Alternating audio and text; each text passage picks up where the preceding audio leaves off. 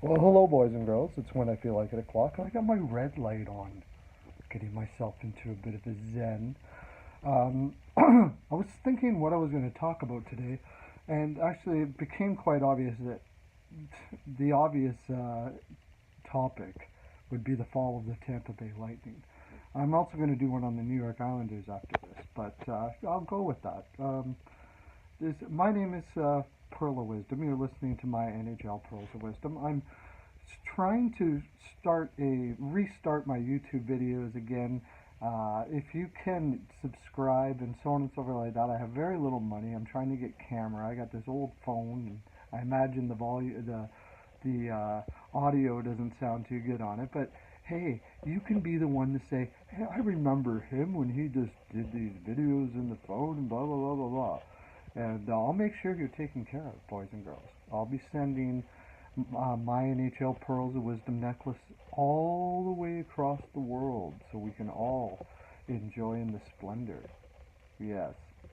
Okay, let's talk about the Tampa Bay Lightning. If you watched my video, and I don't know why you wouldn't have, on the Columbus Tampa Bay series, I did pick the Tampa Bay Lightning. However, I picked them in 6 or 7, I can't remember, and I said it's not going to be easy if they win. And the reason why is because, yeah, I'm sure you've heard this on the TV before. In fact, even oddly enough, Cooper himself kind of he said it himself. We Things came way too easy for us in the last month or two. He seemed to give a statement of I couldn't find a way. If you read between the lines, he couldn't find a way to get his team to challenge itself more than they already were. Um, and that was my concern with the Tampa Bay Lightning. It happened to the Detroit Red Wings, I believe, in '96, '97. They had a regular season, much the same, and I think they went out in the second round, if I remember correctly. Um, what and bigger challenge is you're going against a team coached by Tortorella, and Tortorella is a master at creating havoc within a room for the purpose of really challenging his players. If things are going too nice, he'll go do something to piss everybody off. And they will actually even go in the tank. If you notice with Tortorella's teams, quite often they'll go in like 5, 6 game losing streaks and they'll look like they're totally defeated. And the reason why that is because he defeats them. He's the one that does it. He'll do something. Got another guy that did this was Keenan.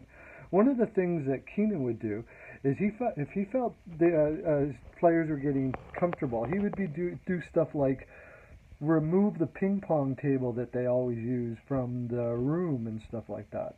He would take away like things that relax them because he doesn't want them to be relaxed. Tortorella has said it himself. The biggest thing he doesn't like about the game today is there's not enough hate on the ice. He wants his players to hate people, and he did this publicly. So if he publicly says this, he's telling them in the room as well. I can just imagine take a player from Columbus who used to play like say Seth Jones or something like that, played for Nashville, and on the ice he goes over and gives his teammate, one of his ex-teammates, a pat on the pads or something like that. And after the game, especially if he feels his team is getting comfortable, they've been on a winning streak and they're starting to feel pretty, maybe being high on themselves is not bad for him. He wants you to believe that you're the best out there, but he also wants you to hate the other team. That's where the fire comes. If you hate the other team, if you have a season like Tampa Bay, and he's able to instill in you a hate for the other team, that is what's going to be the motivation. See, you're not going to get overconfident in a sense of, oh, life is so good, and we're the best, and then we're gonna go out there and give it our best shot. No, he's not like that. You're gonna go out there and beat the shit out of the other team. So, anyways, I wanted to get on that. Mike Keenan would take that take the ping pong table, and if Seth Jones were to do that, he after the game he probably would rip into him. What the hell are you doing? What are you doing? Patting him on the back. If you want to talk to your ex teammates before the game or whatever the case may be, but when you get on that ice, you hate those guys. And that's the guys he looks for. By the way, that's why Johansson didn't stick around in Columbus. He didn't have a personality like that. He couldn't seem to, he didn't think he was going to extract. And I don't have any, I shouldn't say that's why. I have no actual, I don't talk to Tortorella every day, and I'm not in the room. I'm just guessing, knowing what I've seen from Tortorella, that he couldn't extract that from him, so he doesn't want those guys on his team. Look at Wenberg. Wenberg is a good example of a guy who's extremely talented, and I wouldn't doubt that if you sent him somewhere else to some other team, he'd be about a 50, 60 point player. But he's too nice. He doesn't want his players to be nice. So now you've got a team like Tampa Bay, who has had everything go for them. And then you have a guy like Tortorella, a perfect coach for a guy who's got Panarin and Bobrovsky, who people have said, there has been a lot of speculation that one of the reasons why they went out of there is because of Tortorella, and that wouldn't surprise me at all. But let me tell you this, they don't trade him. I wouldn't doubt that Tortorella was the reason why they don't trade him.